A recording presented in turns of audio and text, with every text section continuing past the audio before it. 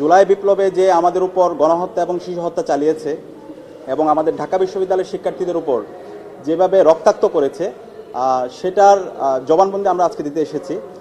আপনারা জানেন, হাসিনা যখন আমরা যৌক্তিক আন্দোলন করছিলাম, সেই যৌক্তিক আন্দোলনকে 14 জুলাই সেটাকে রাজাকারের সাথে তুলনা করেছিল এবং এর প্রেক্ষিতে সেদিন ঢাকা বিশ্ববিদ্যালয়ের শিক্ষার্থীরা প্রতিটি হল থেকে তারা স্লোগান দিয়েছিল, তুমি কে আমি কে, রাজাকার রাজাকার স্লোগানে, এবং পুরো ঢাকা বিশ্ববিদ্যালয় ক্যাম্পাস সেদিন মুখরিত হয়েছিল। সেদিন হাসিনা ঢাকা বিশ্ববিদ্যালয়ের ভিসিকে নির্দেশ দিয়েছিল তাদেরকে দমন করার জন্য, শিক্ষার্থীদেরকে দমন করার জন্য এবং তাদেরকে বহিষ্কার করার জন্য, এবং ইতিমধ্যে একটা অডিও রেকর্ড ফাঁস হয়েছে। এবং ওই সময়ের বিশ্ববিদ্যালয় ভিসি মাকসুদ কামাল ছাত্রলীগের সন্ত্রাসীদেরকে, ছাত্রলীগের সভাপতি সাদ্দাম, ইনান, সৈকত এবং শয়ন সবাইকে তার বাসায় নিয়ে গিয়েছিল এবং বহিরাগত নিয়ে এসে শিক্ষার্থীদেরকে দমন করার জন্য নির্দেশনা দিয়েছিল। এবং সেই নির্দেশনার অডিও আপনারা ইতিমধ্যে পেয়েছেন। পরবর্তী দিন 15 জুলাই রাজু ভাস্কর্যে আমাদের একটি শান্তিপূর্ণ কর্মসূচি ছিল। সেই শান্তিপূর্ণ কর্মসূচিতে আরএফএল গিজার মানে চটজলদি পানি গরম, বিদ্যুৎ বিল 20% কম। আরএফএল গিজার, উষ্ণ পানির পরশ।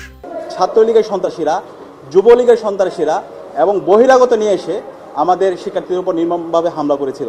এবং যখন আমরা আমাদের আহত ভাই বোনদেরকে নিয়ে হাসপাতালে যাচ্ছিলাম, ঢাকা মেডিকেলে, সেদিন আপনারা দেখতে পেয়েছেন ঢাকা মেডিকেলে দফায় দফায় আমাদের ভাই বোনদের উপর হামলা করা হয়েছিল। আমরা যখন যারা সিভিয়ার আহত আছে তাদেরকে নিয়ে বিভিন্ন প্রাইভেট ক্লিনিকে যাচ্ছিলাম, সেখানেও আমাদের উপর হামলা করেছিল। এবং এই সকল হামলাগুলো মাকসুদ কামালের নির্দেশে এবং হাসিনার নির্দেশে, এবং ওই সময়ে এই হাসিনার ওভারঅল যে প্ল্যান, সে প্ল্যানের যারা সহযোগী ছিল ওবায়দুল কাদের এবং বাহাউদ্দিন নাসিম, যে এই এলাকার এমপি ছিল, তাদের নির্দেশে, এবং যুবলীগের যারা সভাপতি ছিল, মহানগর সভাপতি এবং ছাত্রলীগের মহানগর সভাপতি, সেক্রেটারি সহ সবার নির্দেশে। এবং ওই দিন আমাদের সায়েন্সের যে 3টা হল আছে, শহীদুল্লাহ হলে দফায় দফায় শিক্ষার্থীদের উপর হামলা করা হয়েছিল। চাঙ্কারপুল থেকে বহিরাগত নিয়ে এসে আমাদের ভাই বোনদের উপর হামলা করা হয়েছিল। তো পরবর্তীতে 16 জুলাই আমরা আমাদের শহীদ মিনারে কর্মসূচি দিয়েছিলাম এবং এই শহীদ মিনারের কর্মসূচিতে ছাত্রলীগের সন্ত্রাসীরা, যুবলীগের সন্ত্রাসীরা এবং খুনি হাসিনার পেটোয়া বাহিনী চাঙ্কারপুল থেকে দফায় দফায় আমাদের উপর হামলা করেছিল এবং ওই দিন অনেকেই চাঙ্কারপুলে সেদিন আহত হয়েছিল।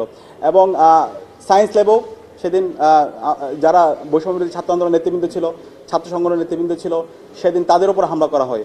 এবং 15 জুলাই রাতে নটরডেম কলেজের কিছু শিক্ষার্থীদেরকে অ্যারেস্ট করে নিয়ে তাদেরকে বিভিন্ন ধরনের হুমকি তুমকি দেওয়া হয়।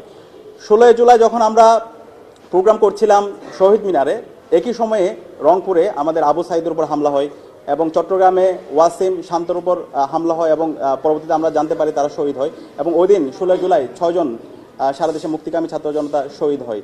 এর প্রেক্ষিতে আমরা 17 জুলাই ঢাকা বিশ্ববিদ্যালয়ে গাইবানা জানাজা দিয়েছিলাম এবং সেই গাইবানা জানাজা বিসির যে আমাদের বিসি চত্বর আছে, সেই বিসি চত্বরেই কর্মসূচি দেওয়া হয়। সেই বিসি চত্বরের গাইবানা জানাজা কর্মসূচিতে ছাত্রলীগের সন্ত্রাসীরা এবং খুনি হাসিনার পেটোয়া বাহিনী দফায় দফায় সেদিন আমাদের উপর হামলা করেছিল এবং এক পর্যায়ে বিশ্ববিদ্যালয় ক্যাম্পাস বন্ধ ঘোষণা করেছিল। তখন আমরা সামগ্রিকভাবে সবার সাথে কথা বলে আমরা সিদ্ধান্ত নিয়েছিলাম আমরা এই ক্যাম্পাসে অবস্থান করব। এই হাসিনার পতন না হওয়ার পর্যন্ত আমরা আমাদের আন্দোলন আমরা জারি রাখব।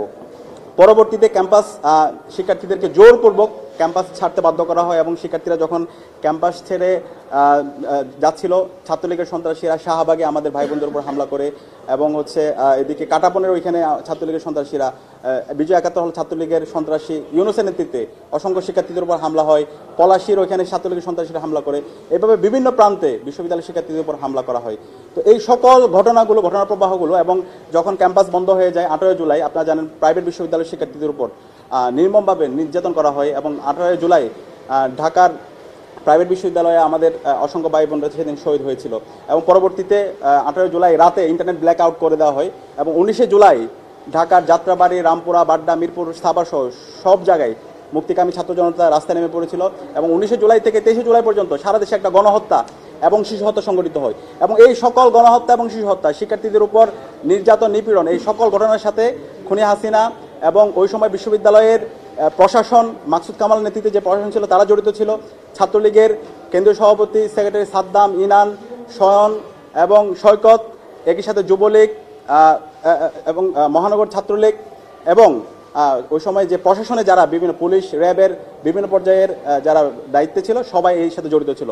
তো আমাদের সামগ্রিক জবানবন্দিতে আমরা ঘটনার বিস্তারিত প্রবাহগুলো জানিয়েছি এবং আমরা আশা রাখছি এই ঘটনাগুলো যে খুনি হাসিনা এবং তার যে টিম ছিল যারা এই গণহত্যার মাস্টারমাইন্ড ছিল তাদেরকে দ্রুত সময়ের মধ্যে দেশে নিয়ে এসে খুনি হাসিনার তো রায় এসেছে, পাশাপাশি তার আশেপাশে যারা মাস্টারমাইন্ড ছিল তাদের সবাইকে এই স্বাধীন বাংলাদেশে তাদেরকে বিচার নিশ্চিত করার মাধ্যমে আমরা শহীদদের আত্মাকে আমরা শান্তি পাবো ইনশাআল্লাহ।